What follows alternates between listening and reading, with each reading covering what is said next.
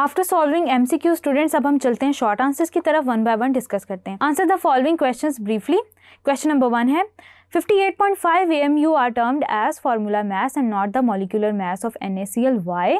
Because NaCl ionic compound है और molecular form में exist नहीं करता, hence 58.5 AMU is termed as the formula mass of NaCl, not molecular mass, which is used for the molecular compounds like water, ammonia और sum of masses of individual ions आपने लाजमी mention करने हैं। अब students हम चलते हैं question number 2 की तरफ। Question number 2 says concept of limiting reactant is not applicable to the reversible reaction। Students हमने ये रीजन थॉरली डिस्कस किया था कॉन्सेप्चुअल वीडियोस के अंदर। A reversible reaction is never completed since it takes infinite time of its completion as none of the reactant is consumed completely, therefore concept of limiting reactant is not applicable to reversible reaction। reversible reaction में अगर आप example देना चाहते हैं तो एक दे देंगे N2 + 3H2 which will lead to the formation of ammonia। तो ये एक रिवर्सिबल रिएक्शन है, तो हम इसके ऊपर लिमिटिंग रिएक्टेंट का कॉन्सेप्ट अप्लाई नहीं कर सकते। Moving forward students, how many equivalent bond are present in 9 grams of water.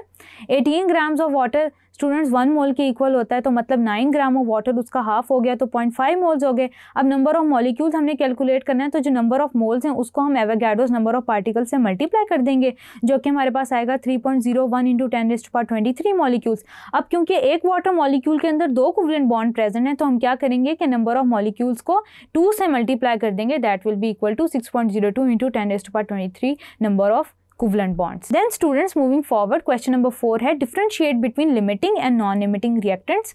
limiting reactant students आपने define कर देना है limiting reactant को, और non-limiting reactant को आपने बताना है कि limiting reactant is consumed completely at the end of the reaction, non-limiting reactant consume नहीं होता completely at the end of the reaction। then limiting reactant जो होता है वो control कर रहा होता है chemical reaction को, यानी कि amount of product को control कर रहा होता है। non-limiting reactant control नहीं करता। इसमें आप ये भी लिख सकते हैं कि limiting reactant को कम तादाद में इसलिए इस्तेमाल किया जाता है क्योंकि ये एक्सपेंसिव होता है, ये रीजन भी इसमें लिखी जा सकती है। और जबकि नॉन लिमिटिंग रिएक्टेंट आमतौर पे इकोनॉमिकल होता है, इसलिए इसको इजीली यूज किया जाता है। Question number 5 says how many molecules are there in 12 grams of ice. Students हमने सबसे पहले क्या करना है, हमें मास गिवन है तो हम मोल्स कैलकुलेट करेंगे। ठीक है, मोल्स कैलकुलेट करके हम उनको एवोगाड्रोस नंबर ऑफ पार्टिकल से मल्टीप्लाई कर देंगे। 18 ग्राम ऑफ आइस के अंदर 1 मोल ऑफ वाटर है, 18 gram of ice contain water molecule Avogadro's number of particles के इक्वल है।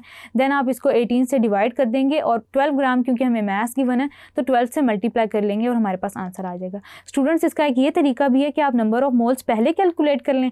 जब आप नंबर ऑफ मोल्स पहले कैलकुलेट कर लेंगे देन आप उसको एवोगाड्रोस नंबर से मल्टीप्लाई कर लें, तो वो भी एक आसान तरीका हुआ कि आप नंबर ऑफ मॉलिक्यूल्स कैलकुलेट कर लें। क्वेश्चन नंबर 6 है students which contains more atoms, 1 mole of iron or 1 mole of hydrogen gas, justify your stand।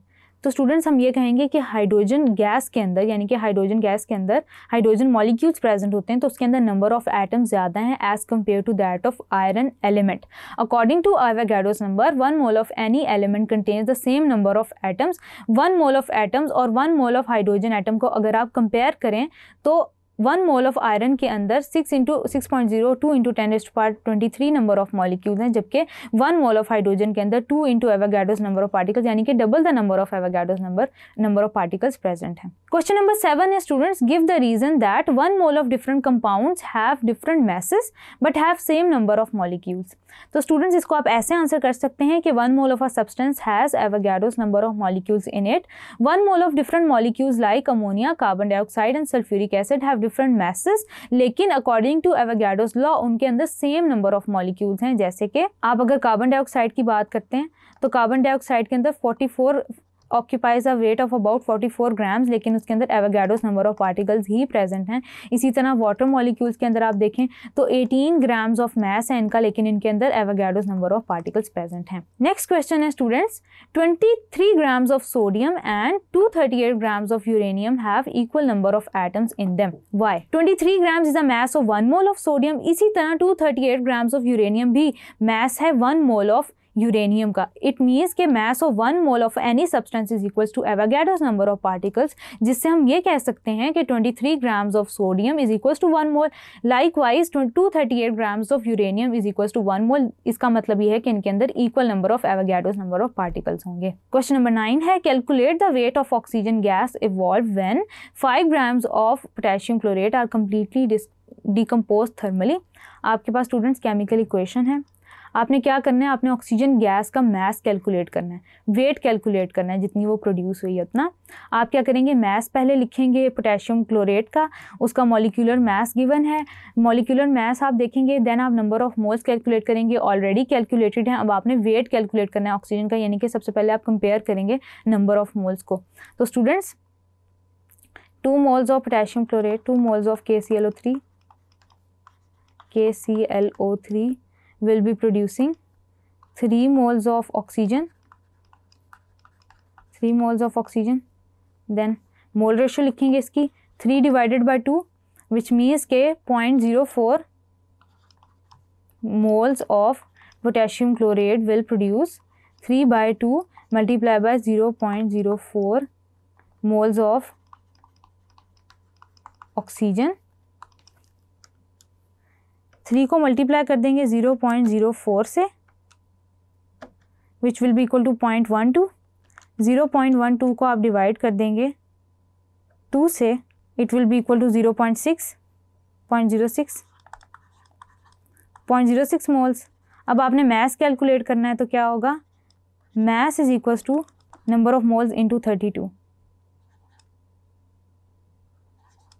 1.92, यानी कि 1.92 grams of oxygen will be produced as a result of thermal decomposition. Question number 10 says, what is the relationship between mass and volume of a gas at STP? Volume occupied by 1 mole of a gas at STP is the molar volume that is equal to 22.414 decimeter cube. Students, आप इसको define करेंगे और फिर उसको mass से relate करेंगे कि number of moles is equal to volume of gas divided by 22.414, यानी कि आप इस तरह से कन्वर्जन्स कर सकते हैं ये फॉर्मूला यूज़ करते हुए। देन मैस को आप कैसे कन्वर्ट कर सकते हैं नंबर ऑफ मोल्स और मोलर मैस में, ये दोनों फार्मूलाज आप लिख देंगे। देन आप एग्जांपल्स दे देंगे कुछ कि 22.414 decimetre cube of a gas occupy 1 मोल और एवोगाड्रोस नंबर ऑफ पार्टिकल्स के इक्वल। देन ऑक्सीजन और अमोनिया की आप एग्जांपल दे देंगे कि उनका मैस कितना है और वो वॉल्यूम कितना पोजेस कर रही है और उनके अंदर एवोगाड्रोस नंबर ऑफ पार्टिकल्स कितने हैं। क्वेश्चन नंबर 11 है students, the actual yield is lesser than the theoretical yield, give reasons. Actual yield students पहले आप एक पॉइंट मेंशन करेंगे, इज ऑलवेज लेस, और हमेशा परसेंटेज यील्ड 100% से कम होती है। रीजंस आप बताएंगे, साइड रिएक्शंस हैं, रिवर्सिबल रिएक्शंस हैं, मैकेनिकल लॉसेस हैं, फिल्ट्रेशन की वजह से, डिस्टिलेशन की वजह से जब आप क्रिस्टल्स को वॉश कर रहे होते हैं उस टाइम पे, पर्सनल एरर्स हैं और रिएक्शन में not go to completion. Question number 12 है students, what are the representative molecules in 1 mole of a gas at STP? तो students representative molecules 1 mole of a gas में एवोगाड्रोस नंबर ऑफ पार्टिकल्स होते हैं। आप examples में इसको define कर सकते हैं एंड देन एग्जांपल में आप लिख सकते हैं, एग्जांपल में वाटर की एग्जांपल आप ले सकते हैं। 18 ग्राम्स ऑफ वाटर है, 1 मोल ऑफ वाटर है, इक्वल किसके, कितने नंबर ऑफ पार्टिकल्स के इक्वल है। देन आप इक्वेशन लिखेंगे जो कि है वाटर फॉर्मेशन की। In terms of Avogadro's number the equation states that 2 × 6.023 × 10⁻23 molecules of hydrogen reacts with 6.023 × 10⁻23 molecules of oxygen to produce 2 × 6.03 × 10⁻23 molecules of water. Then students question number 13 है what is stoichiometry and stoichiometric amounts। इसमें students आप stoichiometry को simple define करेंगे, कोई एक example देंगे और significance लाजमी बताएंगे कि क्यों stoichiometry सिग्निफिकेंट है। देन स्टूडेंट्स लाइकवाइज आप stoichiometric अमाउंट्स को डिफाइन करेंगे। डिफाइन जब आप करेंगे, relative amounts of reactants and products involve in a chemical equation are called as stoichiometric amounts. Example देंगे और बताएंगे कि 12 ग्राम आपने बताया कि कार्बन डाइऑक्साइड की फॉर्मेशन आपने बताई है, उसमें आप बताएंगे कि 12 ग्राम्स, 32 ग्राम्स और 44 ग्राम्स जो है वो स्टोइकियोमेट्रिक अमाउंट्स हैं। स्टूडेंट्स यहाँ पे हमारे शॉर्ट आंसर खत्म होते हैं। Now we will move forward towards long answers of the chapter.